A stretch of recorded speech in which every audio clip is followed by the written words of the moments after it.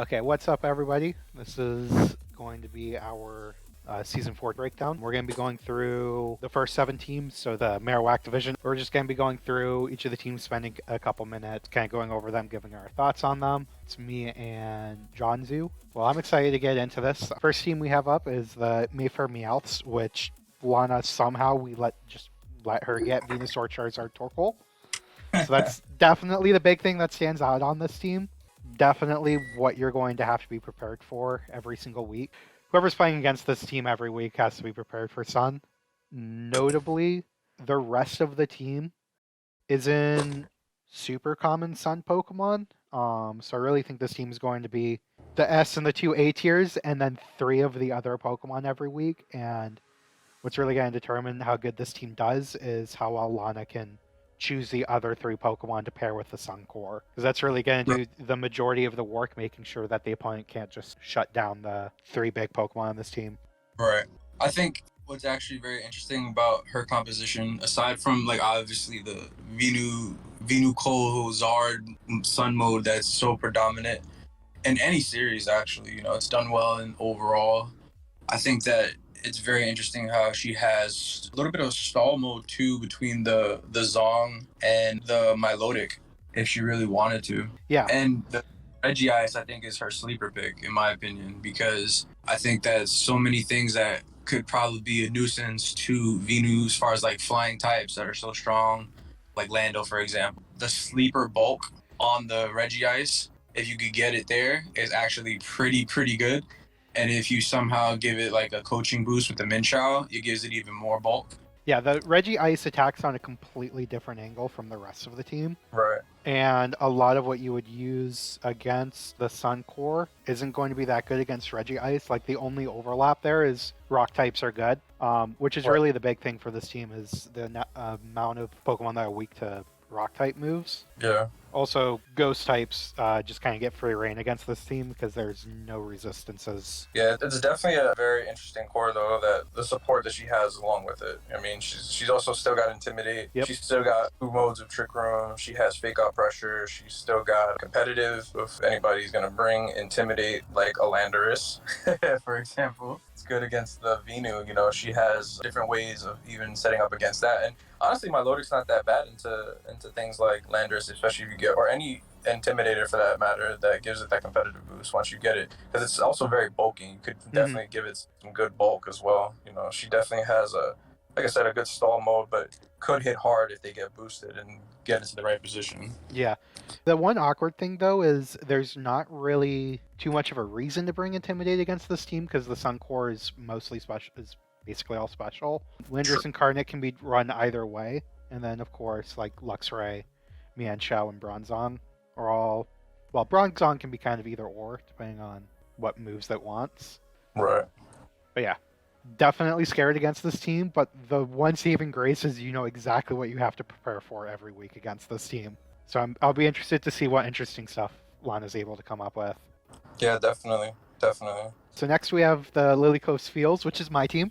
This team, I'm excited. I will admit a lot of the choices on this team were built with Boltund in mind, because I just absolutely love Boltund. It's the reason why Landorus Therian is the S tier that I went with, because Boltund can click Electrify, and then whatever move you're targeting into the Landorus is just not going to do anything. Basically, any team that can't outspeed Boltund plus Landorus is going to be a very powerful lead for me. Right. But then I also have some really good Trick Room options with Stakataka, Moongus, Musharna. And then Dragalge's also pretty slow, but can also get there off of Tailwind from Talonflame. And then the Ninetales Alola is mostly just there as a counter to weather teams that can also set up Aurora Veil or use Ice Shard into Dragalge or Ice Shard into Landorus to proc weakness policies. Yeah, I think this team is definitely very annoying.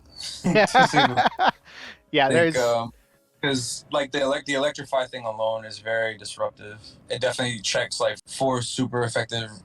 Especially with the Lando, it's like beautiful because any move you're gonna try to hit the Lando with, it's like you kind of have to focus on the Boltund first. But even if you do that, you're gonna get hit by the Landorus. Yep. So it's not gonna be fun either way. Got to be something you got to work around and plan towards. I've definitely had games with Boltund where it just sits there and snarls 4 or 5 times in a row, and Yeah. I've run Assault Vest Bolton before, and it was amazing. It just kind of depends on what you're going up against. Yeah, definitely.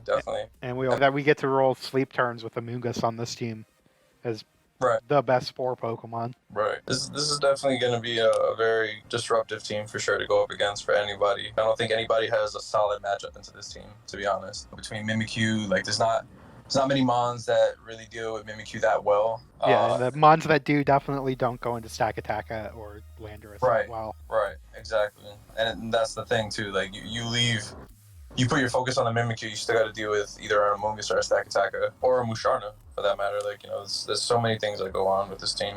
Yeah, I'm excited to see what people bring against me. Definitely ready. Can't wait to see. Let's go on to Polikings. So I will note with Polikings, they were not there for the draft, so they just picked from all of the leftovers.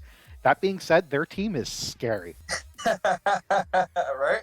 The thing is, and I know I put this in the notes as well, so much of this team is excellent when rain is up, and none of them need to be in rain. This isn't like a Kingdra situation where you need that rain to have a functional Pokemon. Ludicolo, yes, kind of really needs the rain, but Ferrothorn and Escavalier get so helped out by having damage from fire-type attacks or thunders from Zapdos. I sat there waiting for him to get his picks, and I was like, dude, do you need help so that, you know, you get this done faster? Because I know it's a lot to process, because he told me there was a lot of stuff he wasn't able to get that he actually wanted to get.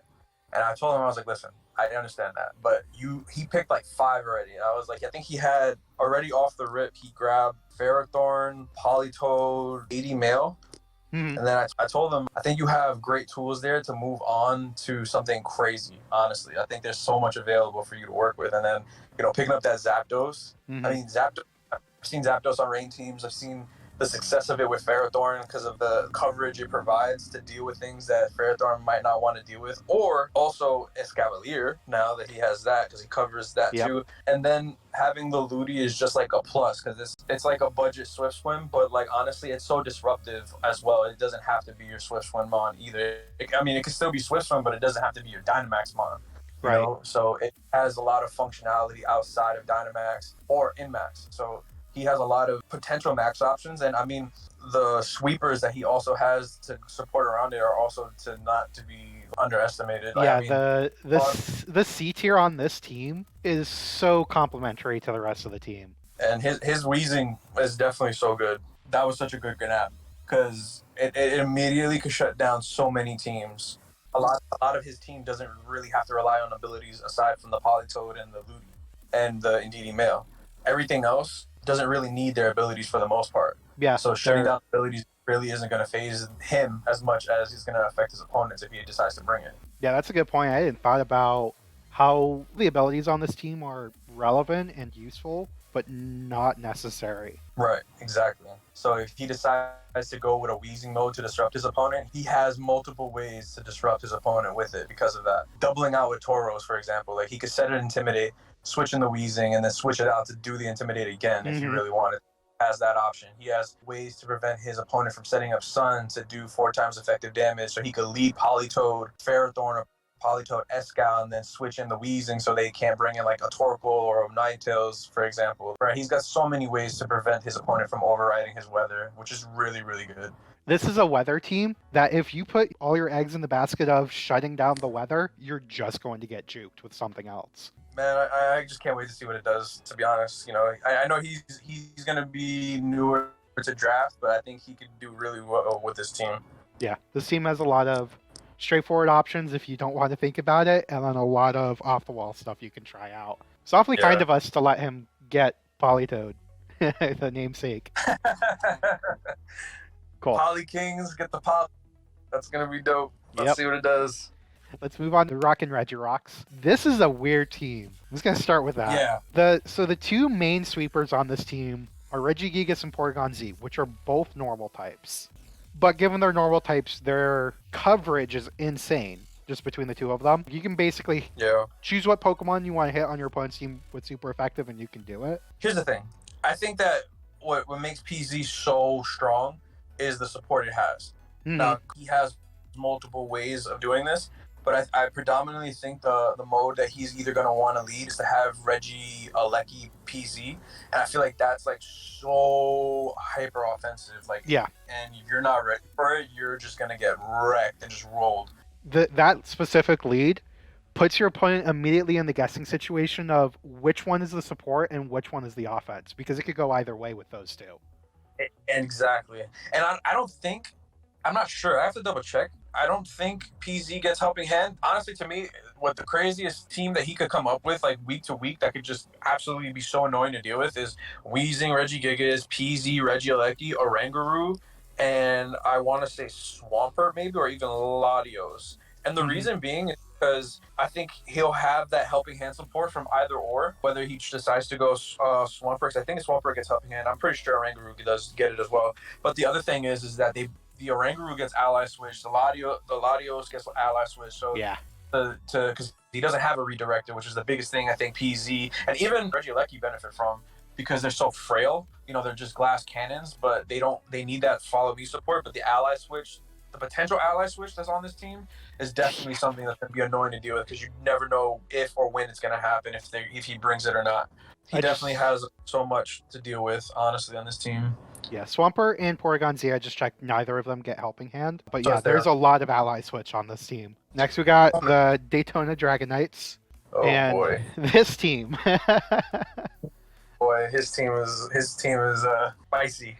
This team is going to be a nightmare to calc against, because basically every Pokemon on this team can be max speed, max attack, or special attack, whichever it is, or they can be max HP, rest into bulk. Every single Pokemon can be run either way, except for maybe like Aerodactyl is probably always going to be heavily speed invested. But Togekiss, Celesteela, Crocodile, Raikou, all of those can be run as bulky or offensive. I know I had a Celesteela like template of something I was considering and trying to mess with. This was not the team that I was thinking of for Celesteela, to be honest. Like, and that being said, like, I think that's what makes it so good. Honestly, he has so much coverage with this team and just so much bulk. You know, the Kiss can be supportive, but the Kiss can also be offensive. And no matter what week he decides to bring it with the Celesteela, or even the Naganadel, for that matter. Yeah, this is a team I am not looking forward to having to prep against. I'll say that. And I will say, as me having Raikou last season, Raikou is absolutely such a good support mon. It is absolutely so good type coverage-wise, support move coverage-wise. I mean, it's another screens option. It gets Snarl, it gets Bulldoze, it gets Eerie Impulse. You have the Volt Switch option if you need a Volt out. He has so many different ways to run that thing that could just be so annoying to deal with, especially with the other mons that he has to Dynamax and just hit you with. So it definitely is going to be very interesting. The one thing I will say about this team is that I think he doesn't have clear endgame sweepers. That is the only thing that I think that this team might fault at. Yeah. And I think that is going to be maybe his biggest downfall if you get him into that position where it's like, if you can get rid of the Togekiss, right, and after it gets any speed boost or even the Naganadel, the rest of the team kind of falls apart offensively. There's no Pokemon on this team that really sets up on its own. Celesteela can like set up Leech Seeds. That's not going to like close out a game quickly. Right.